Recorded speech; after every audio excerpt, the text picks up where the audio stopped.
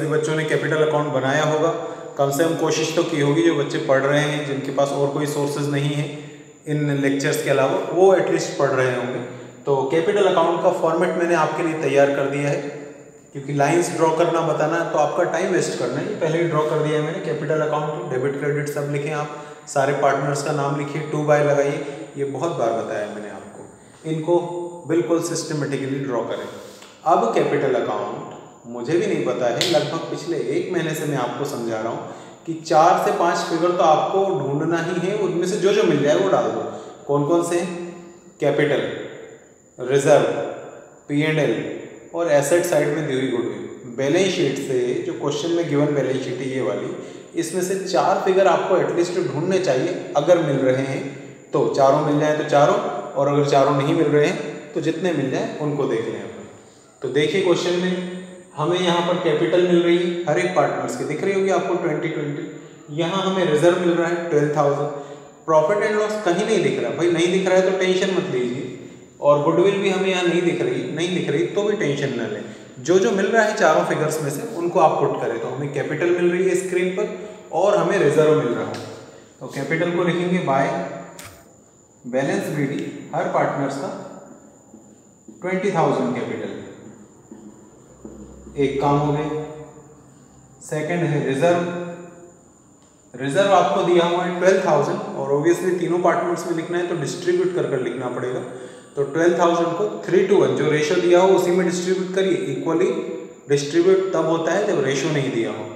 तो 12,000 को 3:1 के रेशो में डिस्ट्रीब्यूट करेंगे तो 6,000, 4,000 और 2,000 ये रिजर्व डिस्ट्रीब्यूट हो गया। ऐसे ही अगर P&L दिया होता तो यहाँ डिस्ट्रीब्यूट हो जाता और गुडविल दी होती तो इस साइड डिस्ट्रीब्यूट हो जाती। ये 3-4 बातें करने के बाद आपको देखना है रिवैल्यूएशन अकाउंट का कोई बैलेंस हो तो वो ट्रांसफर कर दो, और एडजस्टमेंट में कोई गुडविल दी हो तो उसका एडजस्टमेंट कर लो। तो एडजस्टमेंट में कहीं कोई गुडविल नहीं दी हुई है, दी हो तो कैसे ट्रीट करना है मैंने लास्ट लेक्चर्स में आपको बताया है, उसको देखिएगा। फिलहाल रिवैल्यूएशन के क्रेडिट में ये लॉस निकला है तो इसको डेबिट में लेकर आएंगे। 150, 100 एंड 50 रुपीज। खत्म हो गया क्वेश्चन। C रिटायर होता है तो जो C का बैलेंस निकलेगा उसको लिखेंगे हम सीज लोन, और ये दोनों पार्टनर्स बच गए हैं तो इनके बैलेंस को लिखेंगे हम बैलेंस CD। तो अब कैलकुलेट तो करना पड़ेगा, इतना प्लस माइनस तो आना चाहिए हमें। 26,000, 24,000, 22,000, 26,000, 24,000, 22,000। 26,000 से 150 रुपीज़ हम जब सब्ट्रैक्ट करेंगे तो बचेगा 25,850।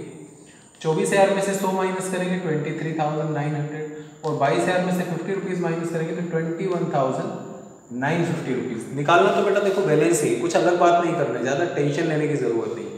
निकाल हम बैलेंस ही रहे हैं, बस जो पार्टनर जा रहा है उसके बैलेंस को क्या लिखना है, लोन, और जो बच गए हैं वो तो नॉर्मल पार्टनर्स हैं, वो तो बिजनेस को कंटिन्यू करेंगे तो उनके बैलेंस को बैलेंस CD ही लिखकर आगे बढ़ जाइए।